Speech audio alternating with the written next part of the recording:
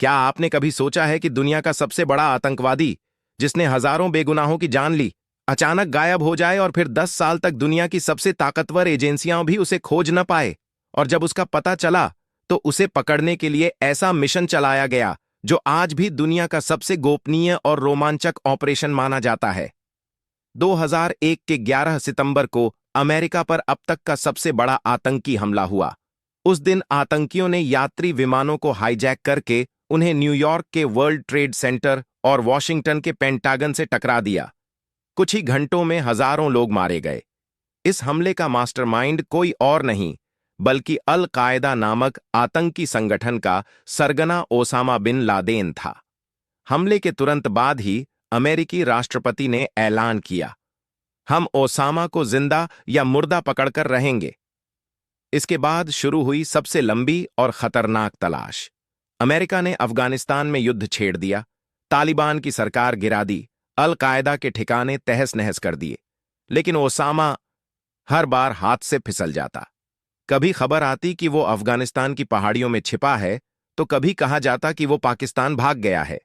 दुनिया का सबसे वांटेड आतंकवादी ऐसे गायब हो गया मानो जमीन फट गई और वो उसमें समा गया। अमेरिका की खुफिया एजेंसी CIA ने लाखों डॉलर खर्च किए, लेकिन ओसामा हाथ नहीं आया।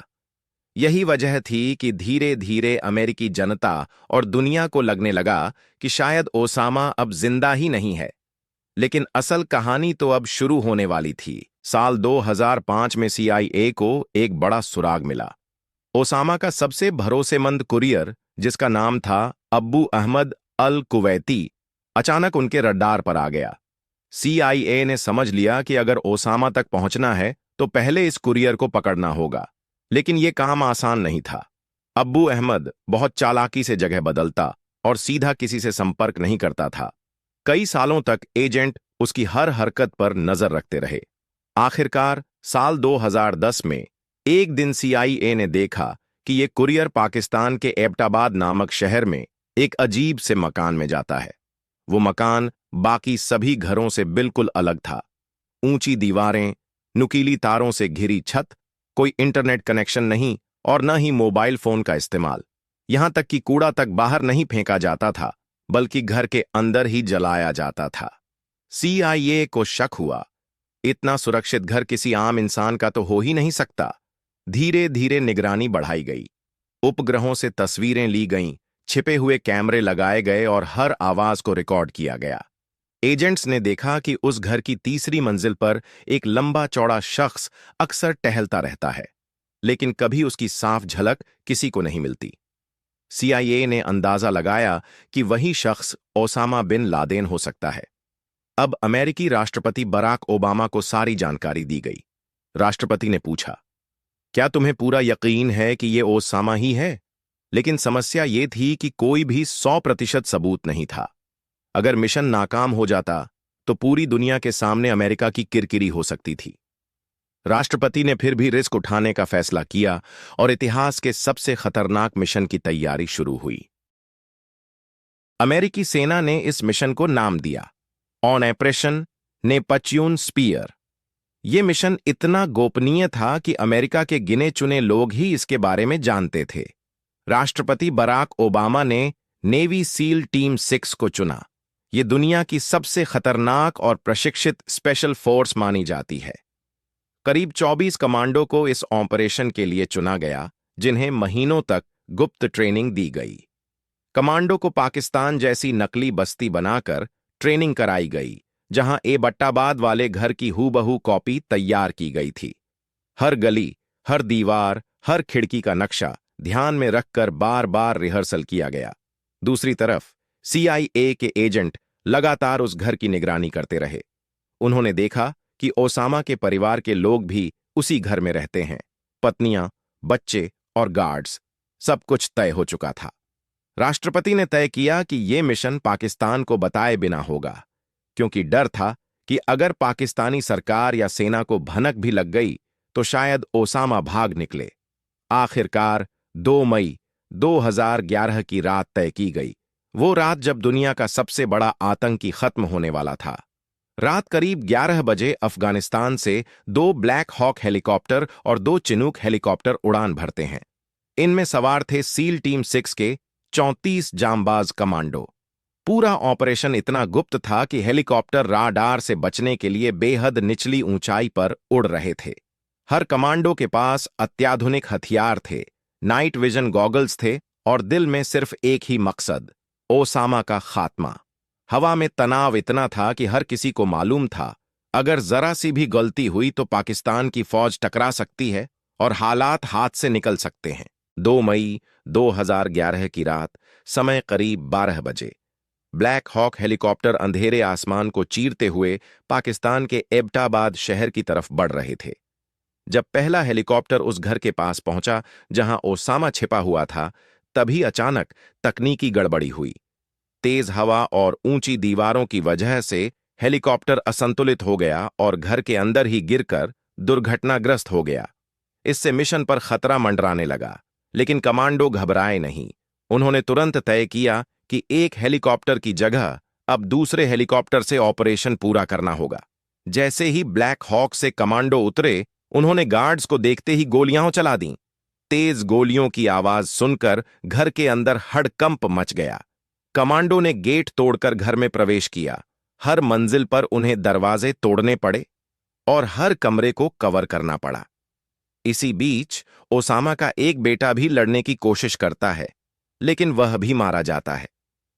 कमांडो तेजी से सीढ़ियां चढ़ते हुए तीसरी मंजिल तक पहुंच गए, वही मंजिल जहां ओसामा खुद छिपा था। अंधेरे कमरे में कमांडो ने नाइट विजन गॉगल्स से देखा, ओसामा बिन लादेन अपनी पत्नी के साथ खड़ा था। कमांडो ने चिल्लाकर कहा, हाथ ऊपर करो, लेकिन ओसामा ने कोई जवाब नहीं दिया। तभी अमेरिकी कमांडो ने गोलियां दाग दीं। कुछ ही सेकंड में वो आतंकी, जिसने हजारों मासूमों की जान ली थी, जमीन पर ढेर हो गया। कमांडो ने जैसे ही ओसामा बिन लादेन को ढेर किया, सबसे पहले उसकी पहचान की पुष्टि करना जरूरी था। उन्होंने उसके चेहरे की तस्वीरें लीं और एक विशेष तकनीक से तुरंत डीएनए सैंपल भी लिया।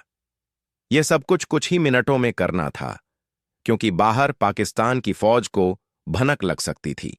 अगर वो पहुंच जाती तो अमेरिका और पाकिस्तान के बीच सीधा युद्ध छिड़ सकता था। इसी दौरान वो हेलीकॉप्टर जो गिरकर दुर्घटनाग्रस्त हुआ था, उसे टीम ने वहीं पर जला दिया ताकि उसकी टेक्नोलॉजी किसी के हाथ न लगे। बाकी कमांडो दूसरे हेलीकॉप्टर में बैठ गए और ओसामा का शव भी साथ ले लिया गया।